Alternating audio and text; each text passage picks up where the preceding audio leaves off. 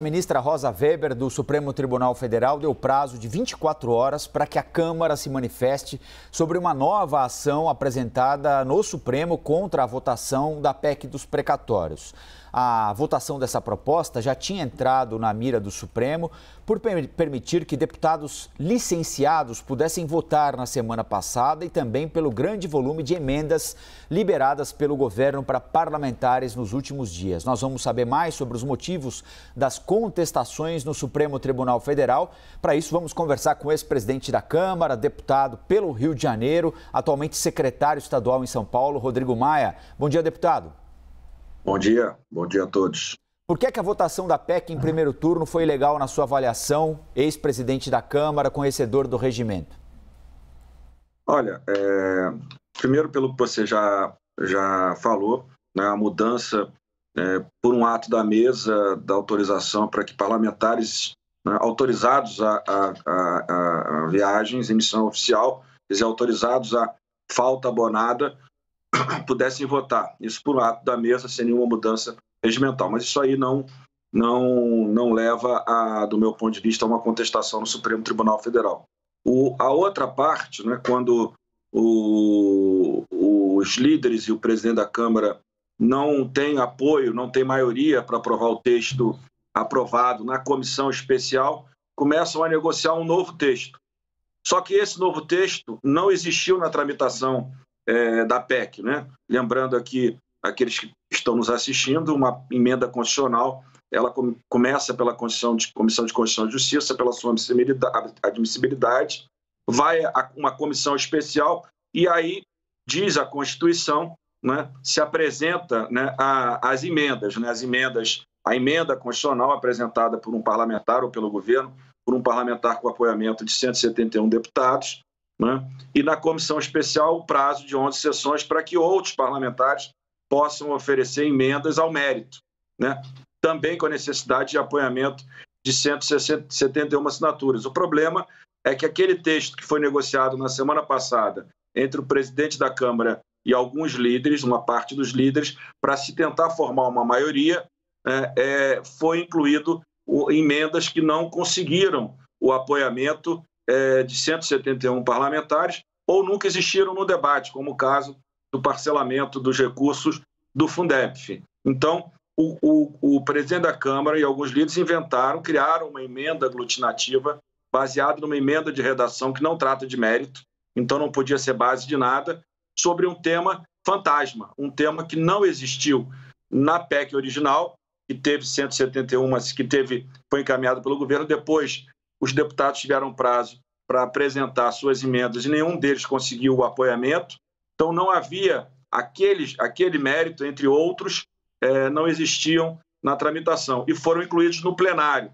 Só que emenda constitucional, como já expliquei rapidamente aqui, diferente de um projeto de lei, ele precisa do apoiamento de 171 parlamentares. É por isso que se tem a comissão especial e o prazo de 11 sessões. E isso não aconteceu. Então, é flagrantemente inconstitucional, desrespeita o artigo 60 da Constituição, a decisão de levar uma emenda constitucional a plenário e se modificar o texto sem base legal, já que o relatório da comissão já tinha sido aprovado, né? Então, não tinha espaço para aquele tipo de manobra e negociação. Isso é muito grave, porque nós não estamos tratando de uma mudança regimental, de um projeto de lei de maioria simples.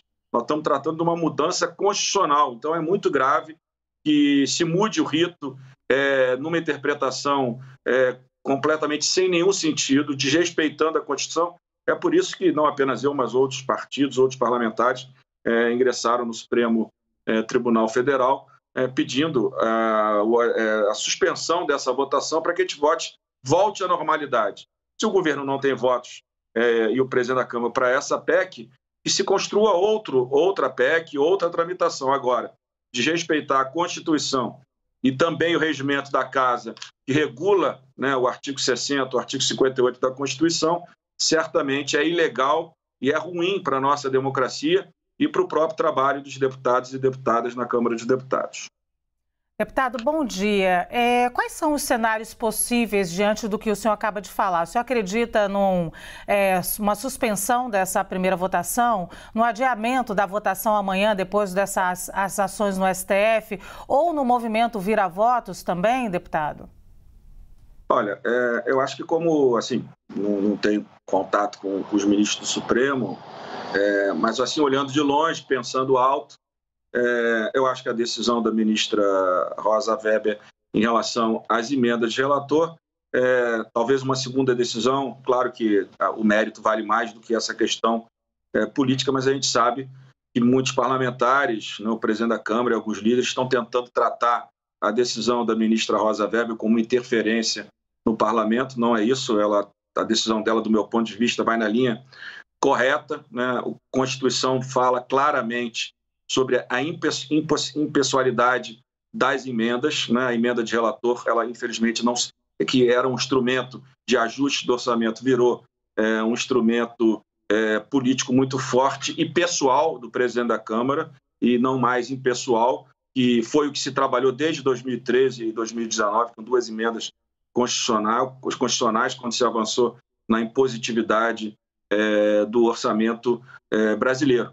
Então, eu acho que a decisão dela, certamente, ela tem um impacto, sim. Acho que o movimento do PDT vai impactar outros partidos, não apenas o PSB, mas partidos no campo do centro, sem dúvida nenhuma.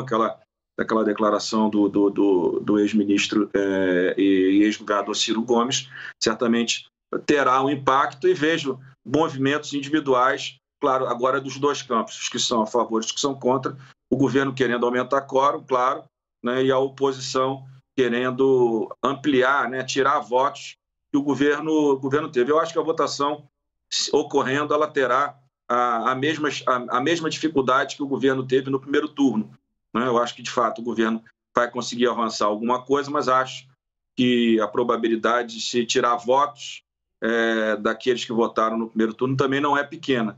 Então, eu acho que nós teremos, certamente, se a votação ocorrer amanhã, um resultado, eu acho que imprevisível em relação à vitória ou não do governo no segundo turno.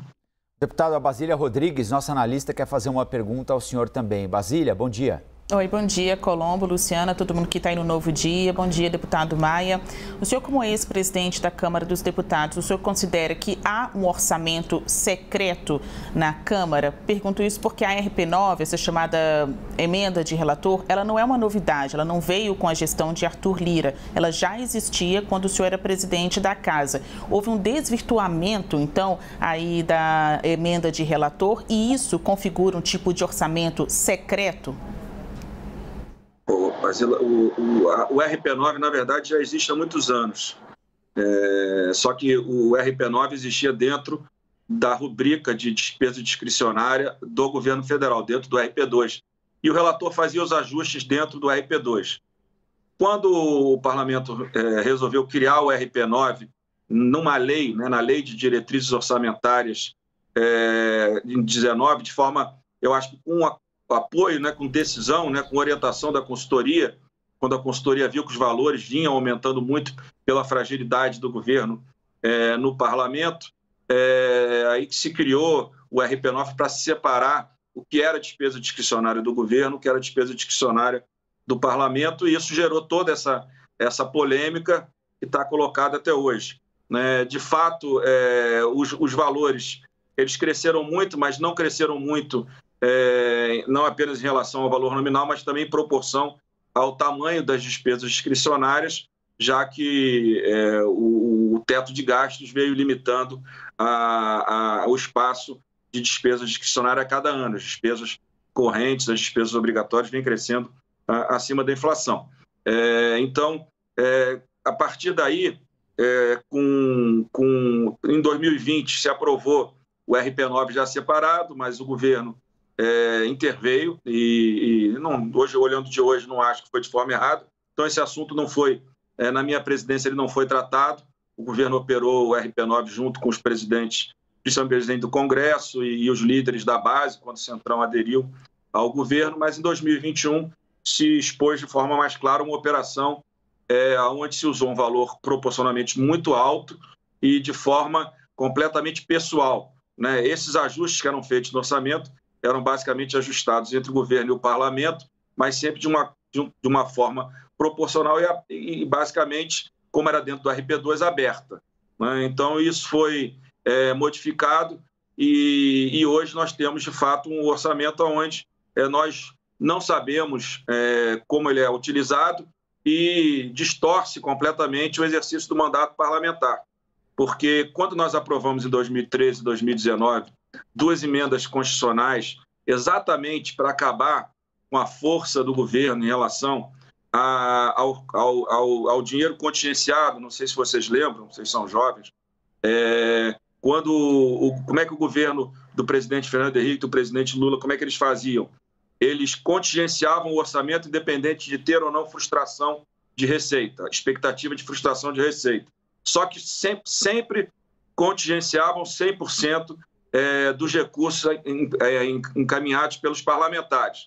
Isso gerou a emenda de 2013, já no governo da presidente Dilma, onde ali se criou a impositividade das emendas individuais e, de forma clara na Constituição, a impessoalidade dessas emendas. Quer dizer, significa que todo parlamentar, deputado e deputada, senador e senadora eleito, tem o mesmo espaço para apresentar emendas para as suas bases eleitorais. Em 2019, reafirmando essa interpretação da emenda de 2019, o Congresso decide ampliar a impositividade das emendas para as emendas de bancada e deixando claro, mais uma vez, a impessoalidade das emendas. É por isso que a decisão da ministra Rosa Weber, do meu ponto de vista, vai na linha correta, porque se de fato o parlamento tem interesse de ampliar a participação dos parlamentares na execução do orçamento, deveria ser pelos instrumentos que já existem e que garantem a impessoalidade do orçamento. Seria pela emenda individual e pelas emendas de bancada, não pelo crescimento desproporcional das emendas de relator. Sem essas emendas de relator funcionando como elas funcionam agora, caso haja alguma alteração na modelagem dessas emendas, no pagamento dessas emendas, nos critérios para distribuição dessas emendas, como é que o senhor acha que vai ficar a vida do presidente Arthur Lira e do governo na Câmara especialmente? Fica mais difícil? Não fica, porque o que acontece é que esse instrumento da emenda de relator ele não serviu para nada do ponto de vista da sociedade brasileira. Vamos lembrar aqui, Rafael, nós aprovamos a PEC emergencial no início do ano. Se nós tivéssemos aprovado uma PEC emergencial cortando 50, 60 bilhões de reais de despesa, regulamentando os gatilhos, né, em relação às despesas obrigatórias num percentual de 92%, não 95% como foi feito, talvez hoje nós não tivéssemos com o problema que nós temos para organizar o orçamento. Então, se aprovou uma PEC emergencial sem nenhum tipo de corte. Isso já logo depois veio o orçamento, né? O orçamento fake, vocês lembram, que se cortou despesa, o relator cortou despesa obrigatória, o governo teve que vetar. Depois veio a medida provisória da Eletrobras, que se colocou um jabuti de 80 bilhões de reais para a sociedade pagar, foram as termoelétricas.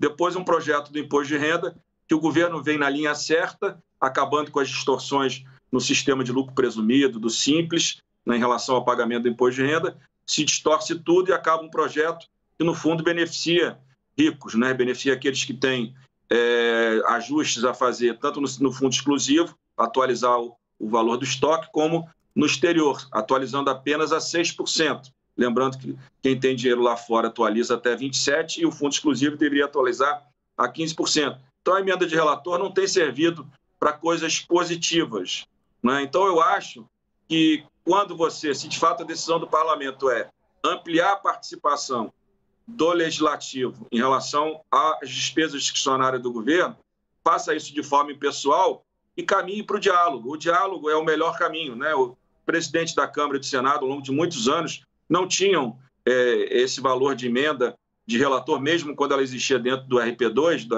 da rubrica do governo, e sempre no diálogo conseguiram avançar e aprovar matérias importantes. O presidente Arthur tem uma liderança muito grande dentro da Câmara, ele tem todas as condições de, no diálogo com os técnicos do governo, com economistas na área na área econômica, com médicos na área e cientistas na área da pandemia, por exemplo, discutir temas e aprovar matérias de boa qualidade, não necessariamente fazendo essa distribuição distorcida. A distribuição distorcida que parece boa, ela acaba gerando um desconforto nos parlamentares.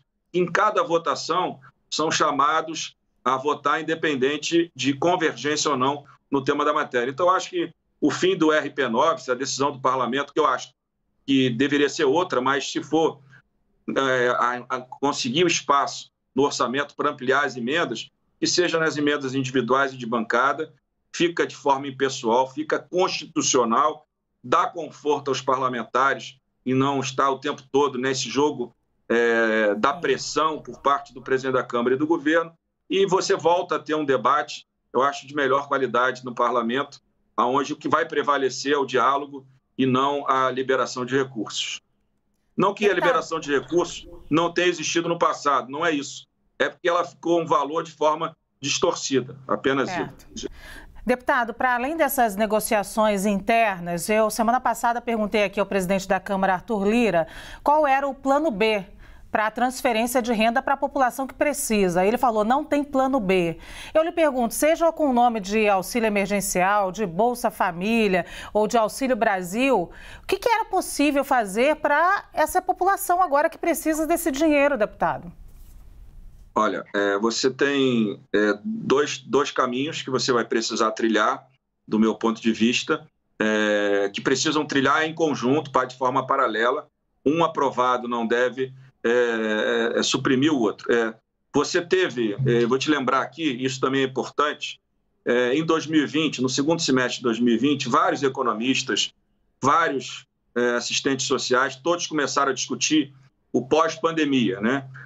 Naquela época ainda não se tinha clareza da segunda onda da pandemia e todos já discutiam, com o fim da pandemia, o aumento da pobreza, né? No Brasil e no mundo. Então, foram apresentadas várias ideias, né? Vários debates foram feitos de como melhorar o Bolsa Família, já que o auxílio emergencial que nós construímos de R$600, ele ficou limitado ao ano de 2020. Nós aprovamos uma emenda constitucional chamada da guerra, exatamente para limitar aquele ano os gastos extraordinários do governo. Então, no segundo semestre, já se começou a se pensar em como melhorar e ampliar a participação de famílias no Bolsa Família, um programa de melhor qualidade. Então, a ideia que saiu com melhor teor, do meu ponto de vista, hoje é uma PEC, um projeto de lei que foi apresentado pela senadora Tasso, um projeto do Vinícius Botelho, do INSPER, junto com o Marco Lisboa, também do INSPER, e do Fernando Veloso, junto com o CDPP, né, que é aquele grupo de economistas aqui de São Paulo, e a Helena Landau. Todos eles trabalharam com afinco esse projeto, que é um projeto que unifica os programas sociais antigos que têm foco equivocado, como o abono salarial, o salário família, né, e o seguro-defeso. Você, então, de forma estrutural, olhando 2023, tá? Não olhando só 2022, porque resolver 2022 é simples. O problema é que, se não resolver de forma estrutural, esses 50 bi do auxílio, que você está preocupado, eu e todos nós estamos preocupados, vão ser 2 anos, pelo menos. Então, por isso que eu digo que o estrutural é importante, mesmo que ele não termine a sua tramitação nas 2 casas esse ano, para que a gente olhe 2023 com uma consolidação dos programas e tenha uma solução para o auxílio emergencial, que eu prefiro chamar de Bolsa Família. Eu acho que o Bolsa Família é um programa que deu muito certo, é a soma de esforços do governo do presidente Fernando Henrique, do presidente Lula, políticos de partidos diferentes que construíram um belo programa premiado no mundo inteiro. Então, acho que a retomada do Bolsa Família, trazendo essas famílias que estão no auxílio emergencial, unificando os programas dentro do teto de gastos.